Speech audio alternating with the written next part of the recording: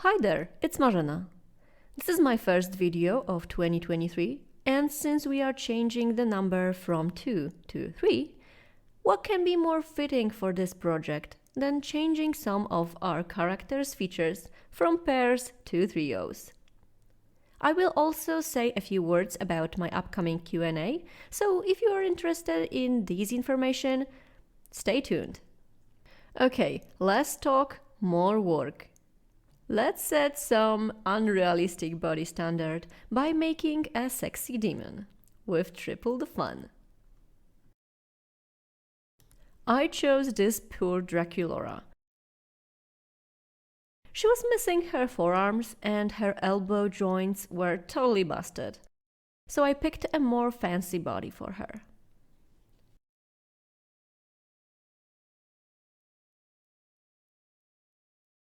To summon this sexy demon, we need to first cut the doll's hair as short as possible.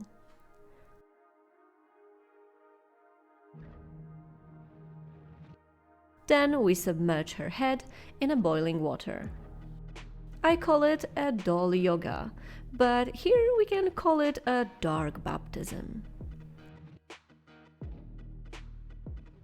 Next step, sacrifice by decapitation.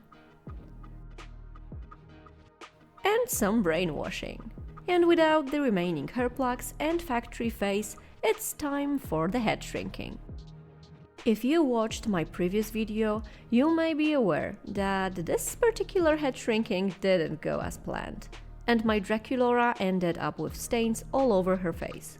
It wasn't a big deal here, but it made me decide that sassy Torali's head will suit my sexy demon girl more than innocent-looking Draca. The only thing that I still wanted from her were her ears. In the meantime, my workshop got a small makeover, so here's my new working table. I will miss the black background, but trust me, it had its issues, so I hope that you will get used to the new one soon. Okay, let's get back to our doll. Firstly, I made her cat's ears disappear.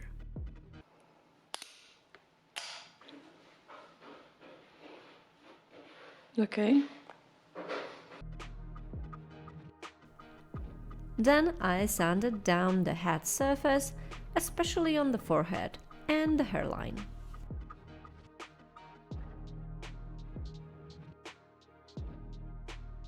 It's a succubus, which means it's a horny demon, so I drilled 2 holes for the horns. It was time to put the head on its new body, so I trimmed down the neck peg, slimmed down the neck, and widened the neck hole. Few seconds under the hairdryer, and voila! I also like smoothing out the head to neck transition recently. Okay, let's start the demonization process. I glued a wire in the holes that I previously drilled and attached the donated ears to the head.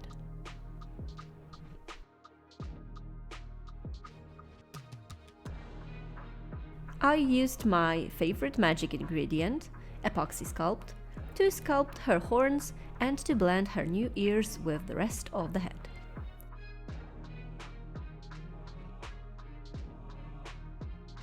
I wanted this character to have 3 eyes, so I sculpted the third one right in the middle of her forehead.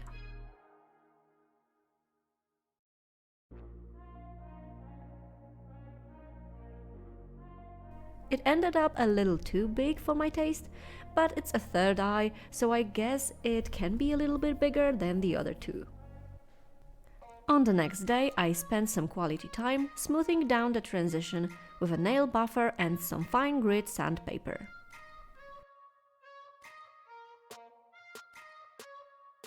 I turned my girl into a cozy burrito and sprayed her with 2 layers of Mr. Super Clear.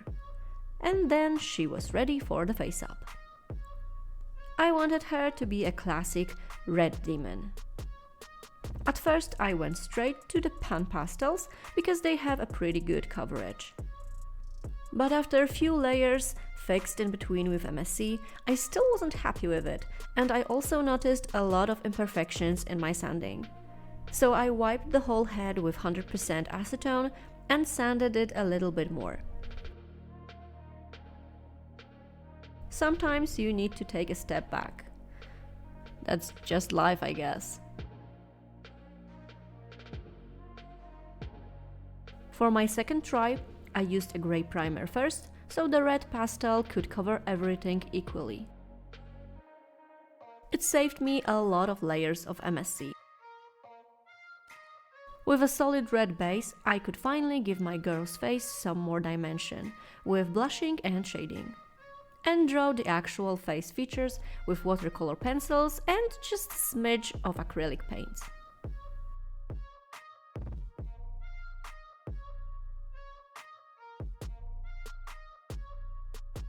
At first I wanted her actual eyes to be closed, but I changed that later for semi-closed for more seductive look.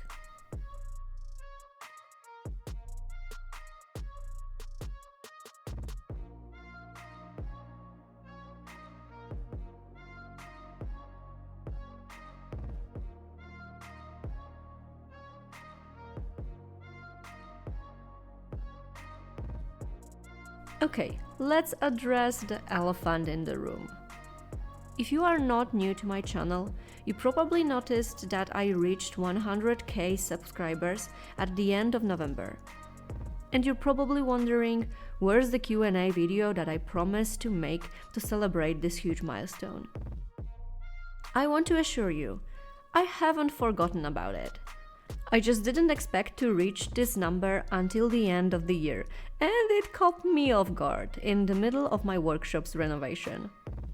But it's all finished now, and I already read all the questions, and I'm trying to organize my answers so the video won't be too chaotic.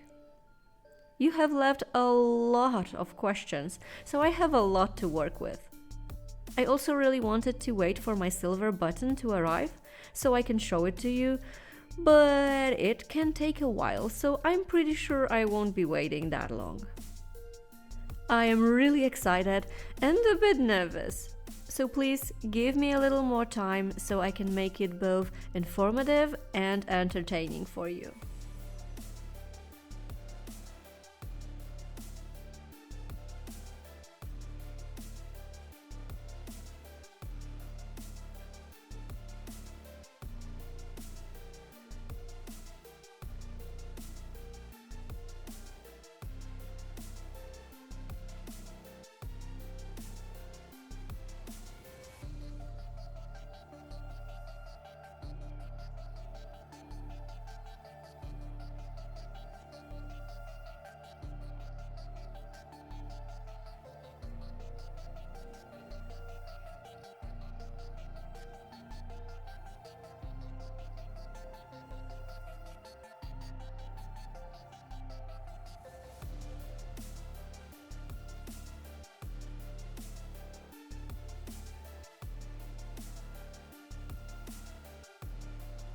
I am always scared when it comes to adding lashes.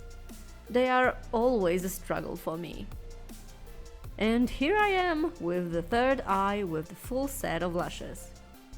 If you are wondering why I don't use false lashes, well, I'm not a false lashes type, okay?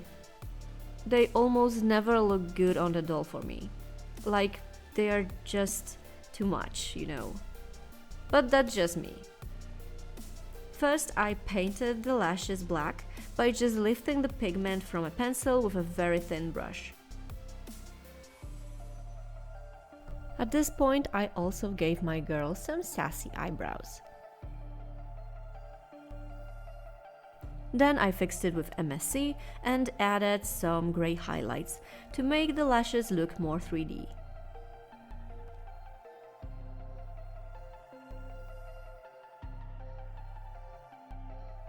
You didn't think that I couldn't see how crappy it looked, right?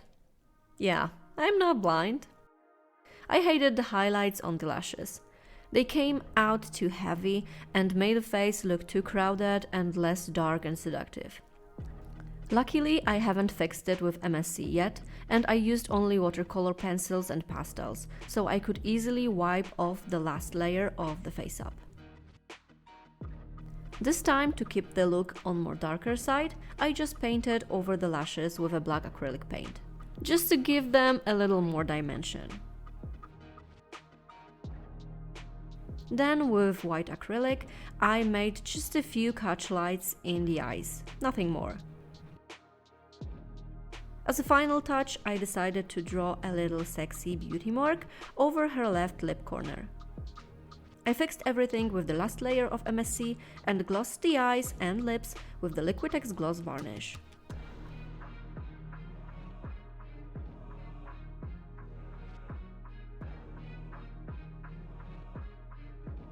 Okay, my first three-eyed face-up was done.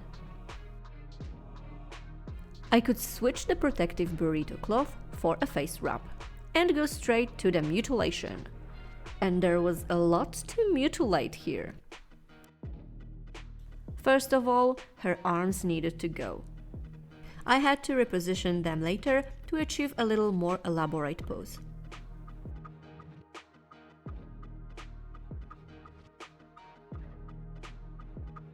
Next thing was to get rid of her boobs. Don't worry though, she will be getting more than enough of those later. I didn't like her neck angle, so I cut it off almost completely, just to straighten it up.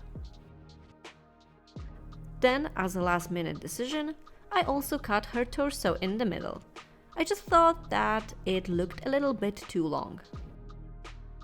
At this point, I also removed all the plastic seams, factory numbers and sculpted on panties. As for her legs, I cut one off in the knee and curved into its calf and thigh. I also got rid of her toes.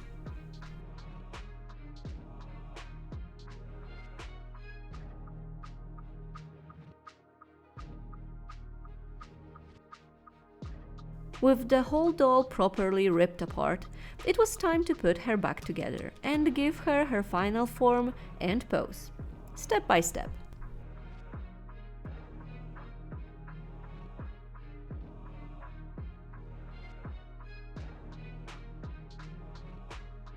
Firstly, I sculpted her neck and shoulders. I tried to be as anatomically accurate as I could. I would highly recommend not being me and using some reference photos for stuff like that. Time for the boob job. And just like with the eyes, I plan to give this girl 1, 2, 3 of those brand new babies. I started with the right and left and made the middle one as the last one. I also wanted them to be a little bit squished by the arms. You know, a sexy pose. As you can see here, I kept the legs and arms from elbows down still articulated. It gave me a better access to all of the other parts that I had to cover with epoxy. This is why I'm dividing my work with epoxy into phases in a thoroughly thought out order. It's not necessary in simpler poses, but with elaborate ones like this one, it helps a lot. First of all, I don't have to worry about squishing the parts I already sculpted while working on the next ones. And, at least in the earlier phases, it makes the sanding way easier. And sanding is very not fun, but very important thing here, if we want our finished doll to look as even as possible. The second part were the butt and knees, so it was time to put those back together and glue them in their final position.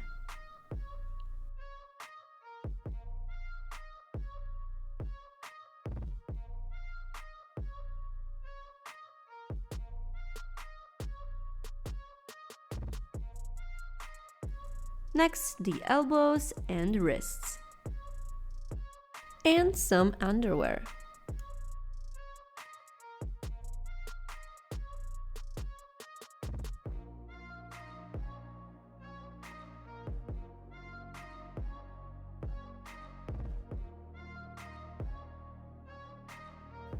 Okay, the body was halfway done.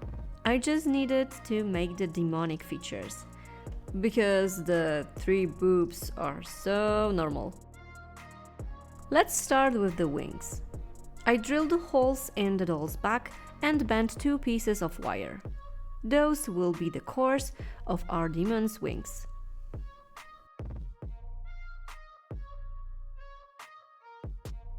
Then I cut 4 wing shapes out of the Warbler black art and I made 2 Warbler wire sandwiches.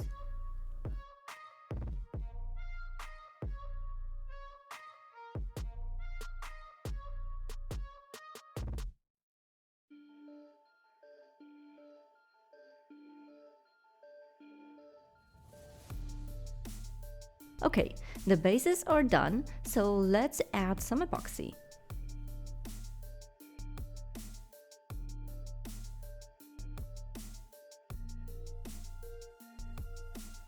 Good enough.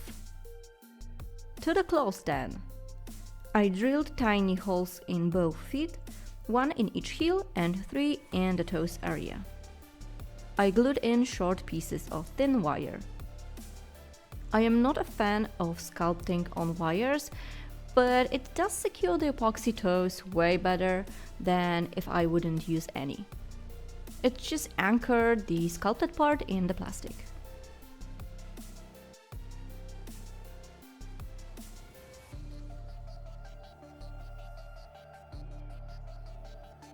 One down, on to the second one.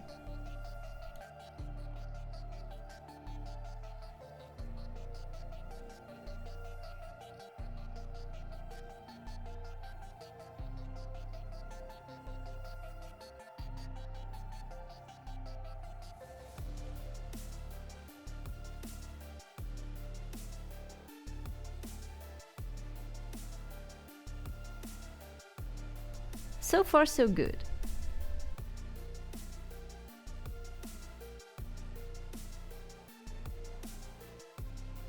Our girl still needed one more thing, a tail. First I bent a thick wire to my liking and I covered it with epoxy.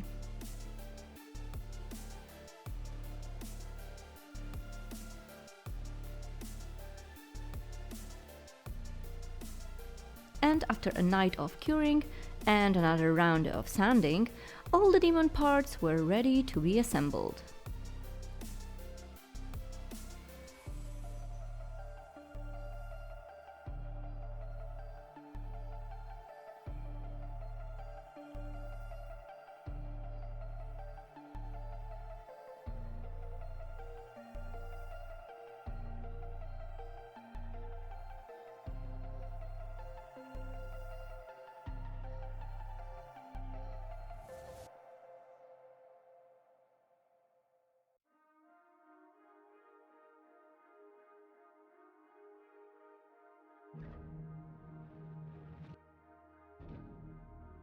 After the last part of epoxy cured, I gave the whole doll a good round of sanding.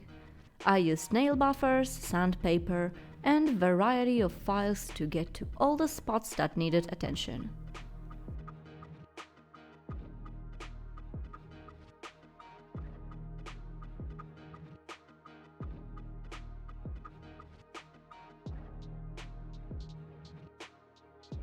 I rinsed the dust under the tap and let the doll chill out on a clean cloth until she dried.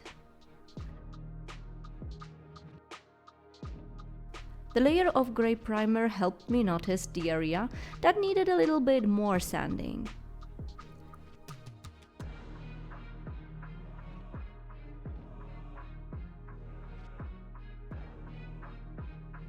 Repeat as many times as necessary, I guess. When I was finally happy with the transitions, I noticed that I lost one of her toenails. Had no idea where that could go, Oh well, I decided that's the future me problem. And I moved on to giving our devil a proper skin tone.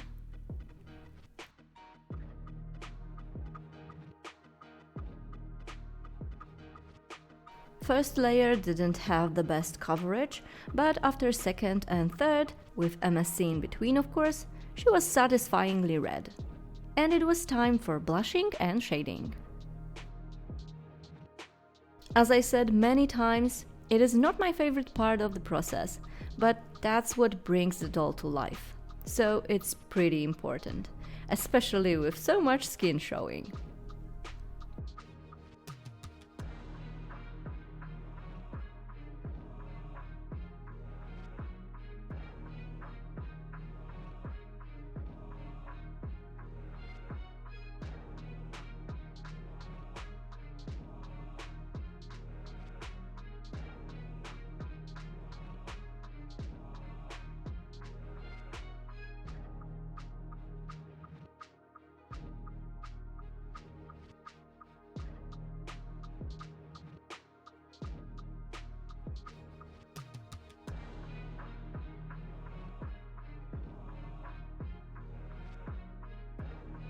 When all the blushing and shading was done, I gave the boobies a little more anatomically correct shape. I used UV resin that I cured under an UV lamp.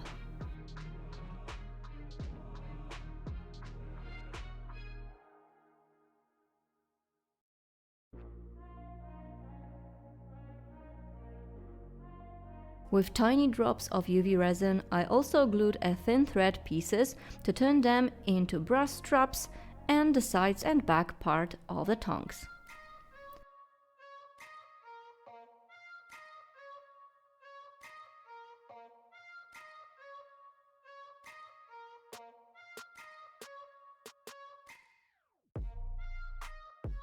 The panties were a bit tricky because of the tail, but eventually I managed to make them look decent.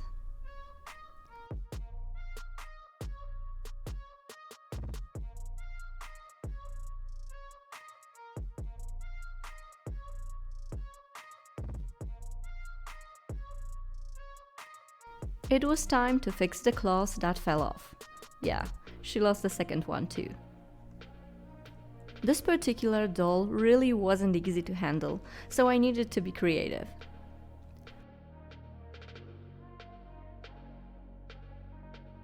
With the claws back on, I mixed a few drops of UV resin with a drop of black pigment and painted over the bikini parts.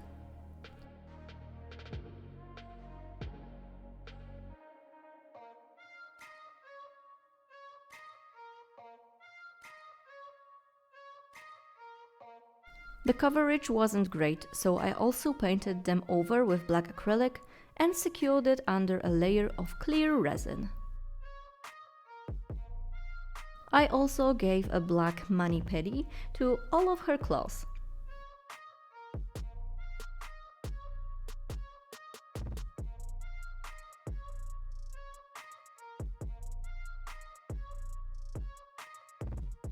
As a finishing touch, I glossed the wings membranes and claws with a gloss varnish.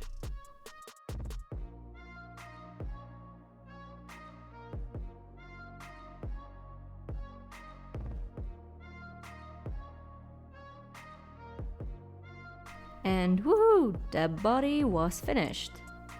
And I was very happy with her so far.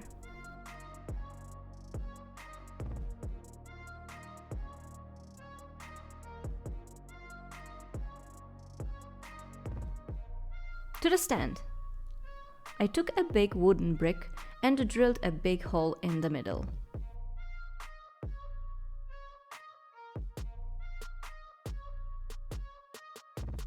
I cut a piece of this very thick aluminium wire and glued it into the hole. I was a little indecisive if I should put her on a pail of skulls or just a regular rock. But I decided on the latter.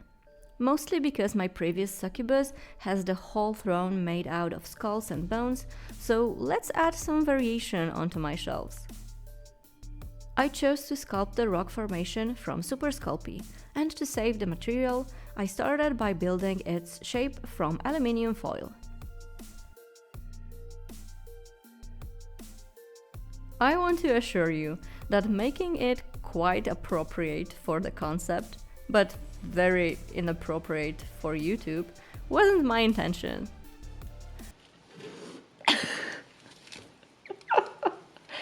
Nie wygląda to lepiej. With the proper shape made, I covered the foil with Bake and Bond, aka liquid Sculpey, and started covering the whole thing with a layer of clay. Nie chcę tego robić.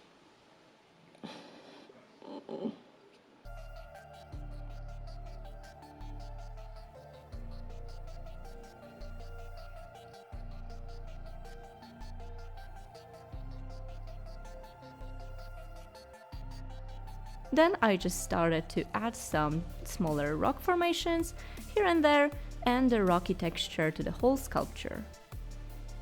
I hoped that at some point it will lose its suggestive shape, but well, I guess it never happened. When you see it, you just can't unsee it.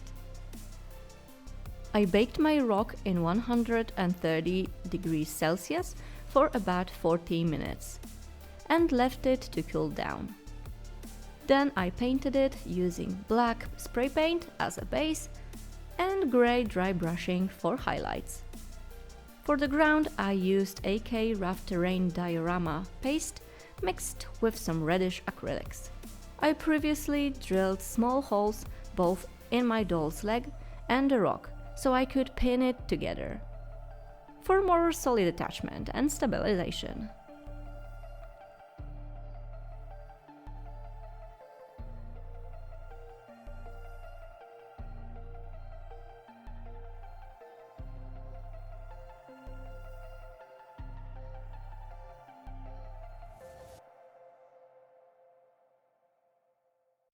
Great! Last but not least, the hair.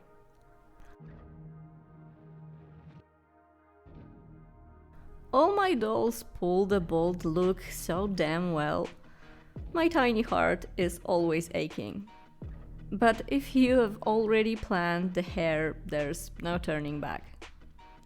I made some wefts from acrylic yarn and glued them straight to the doll's head. Not too many though.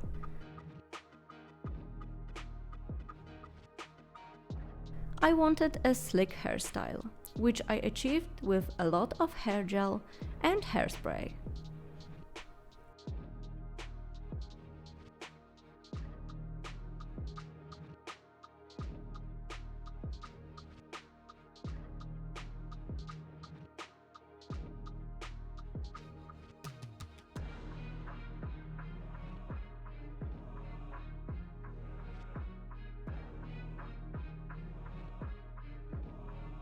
And with that, I guess our sexy demon was finally done.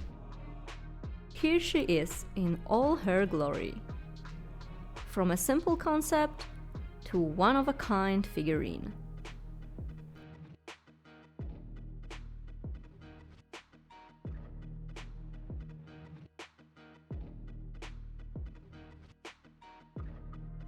I must say, I am really happy with how she turned out. It was a pretty simple concept, not the most innovative one, so I was a little bit worried that it might end up a bit boring. But damn, she is hot. She's like the hottest character I created so far, at least in my opinion. Her triple things don't look creepy at all, and I love how the lingerie came out. I am also satisfied with my sculpting here. I managed to make almost all transition lines unnoticeable, and with a project with so many elements, sanding is not the easiest. I'm even pretty happy with my unintentionally suggestive rock formation. The whole piece looks really nice on our shelf next to my previous Succubus, which I made exactly 10 projects ago. Okay, now that you know what I'm thinking, What do you think about my classic demon with a few add-ons? Please let me know in the comments. If you did enjoy this video, don't forget to click the like button and subscribe to my channel with a bell if you haven't already, because I have a long list of projects scheduled for this year. Thank you guys for watching, and see you soon!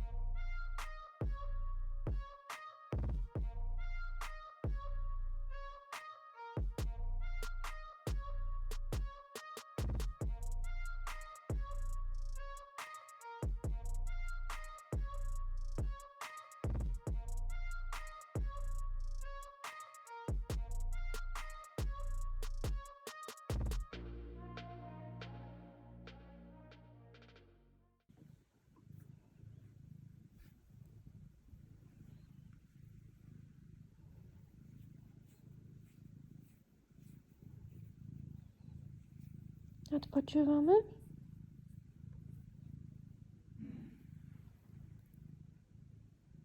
A ty co się tak dziwisz?